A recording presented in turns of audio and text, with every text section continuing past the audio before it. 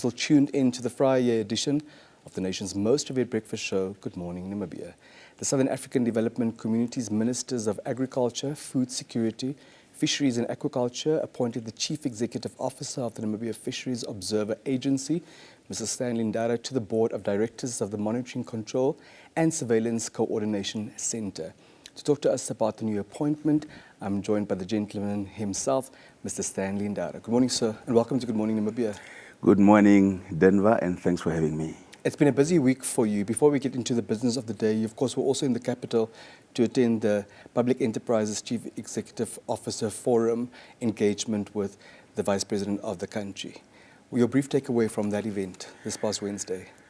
Well, it was important for the Vice President to attend this event, to understand the context of public enterprises in Namibia, and then also as a mother figure to guide and mentor chief executive officers of the country. Thank you for sharing those views with us. Now, congratulations with your appointment to the board. Help us understand what purpose this forum serves before we get into the details of your role. Yes, way back in 2017-18, SADC Ministers of Fisheries have resolved to establish the Monitor, Control and Surveillance Center in Maputo. Now, the SADC Ministers of Fisheries have then also resolved to also establish a board of directors. Through a competitive process, I have then been appointed as the inaugural chairperson of this board.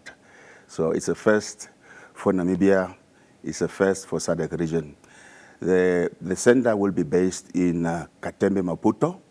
And the aim of the center is really to essentially promote the sustainable use of aquatic resources in the region, also the aquatic biodiversity, then to ensure really and enhance food security in the region, alleviate poverty, and then also create economic opportunities for the region. I think it is an endorsement on the skill set that exists in Namibia. It certainly is an endorsement in your capabilities, but also that of the country. And being the inaugural chairperson means that the foundation needs to be laid by you and the other directors. Walk us through your responsibilities, please. The responsibilities of the board of directors are encapsulated in the MCSC's Monitor, Control and Surveillance Charter. There's a charter that is there. If I have to be pedantic, it would be Articles 14, 15, and 16. One is to establish the organizational charter, structure, my apologies. Then also to appoint the executive director that needs to run the day-to-day operations and also administratively. Who will be based in Maputo? In Maputo. Yeah. Then as a board, we also need to ensure the appointment of regional staff that must now also assist the executive director in the execution of his or her duties. And there also the executions of national plans, putting up financial procedures as well, and then also then to execute any assignment that is given to us by the Committee of Ministers. You explained to us earlier that the primary mandate of the center is to sustainably manage or to manage the sustainable use of our aquatic resources. Are there particular issues that you would like to focus on or highlight during your tenure? Yes, the scourge of illegal, unreported and unregulated fishing in the SADC region is a problem. Just to give you context, Denver, Sub-Saharan Africa alone loses about between 2.3 to 3.3 billion US dollars in illegal, unreported and unregulated fishing. Per year? That's per annum. And those are FOO figures from last year. For the region, that's now the entire SADC region, is estimated to be around 10 billion US dollars per year. So it's critical that we as a board of directors then be the catalyst for the region to ensure that we wipe out and eradicate IUU fishing. Because that's not small change that we're talking about. No, absolutely not. Yes. What power does the board have in terms of enforcement? You know, if member countries are voluntary members and they ratify whatever it is that you need them to agree on. Yes. Enforcement, implementation remains the challenge at the end of the day. Because I can tell you that, listen, I will use my resources sustainably. I will not overfish or exploit. But if there are no repercussions, if there's no enforcement, I might not do anything about it. You're absolutely right, Denver. Countries are sovereign countries. They have their own rights. As a board, we can only lobby for support and also then to encourage countries to execute. The issue of collaboration is also key. There might be countries that have the necessary infrastructure, MCS equipment, such as Namibia, that have fishing patrol vessels, etc. So collaboration is key, essentially. Would an intervention also include to perhaps encourage member countries to harmonize their legislative frameworks? Although they have the responsibility to individually enforce as sovereign countries, if there are harmonized regulations, if the legislative frameworks get harmonized, we could perhaps be more effective. You're also right with the harmonization, especially if it pertains to the standard operating procedures. The problem with the legislation is that different countries use different jurisprudence. If you look at Maputo in Angola, for example, they use the Portuguese civil law system, while Namibia in South Africa is using the Roman Dutch law. So that might be a problem in terms of legislation. But for standard operating procedures in terms of boarding a fishing vessel, for example, that can be harmonized. But we will have a challenge when it comes to governance and legal framework. Regulating how these resources are used is not about being punitive. We want to ensure food security for all of us. Correct. How can governments and the private sector better collaborate to accomplish that goal that will also then drive the economies of the region better? Yes, for the private sector, really, they should really invest in sustainable fishing practices.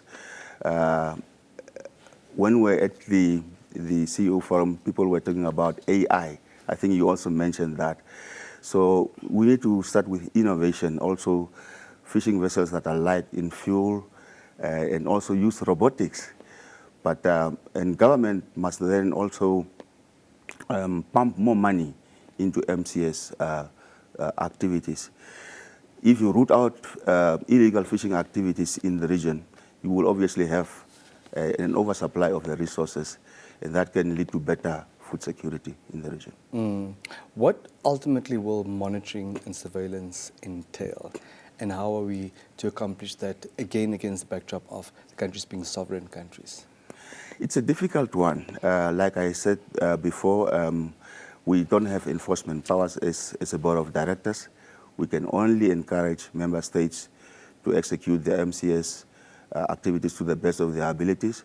But then we can also assist in raising funds through donor countries, etc., to help them buy the necessary infrastructure to help with MCS activities.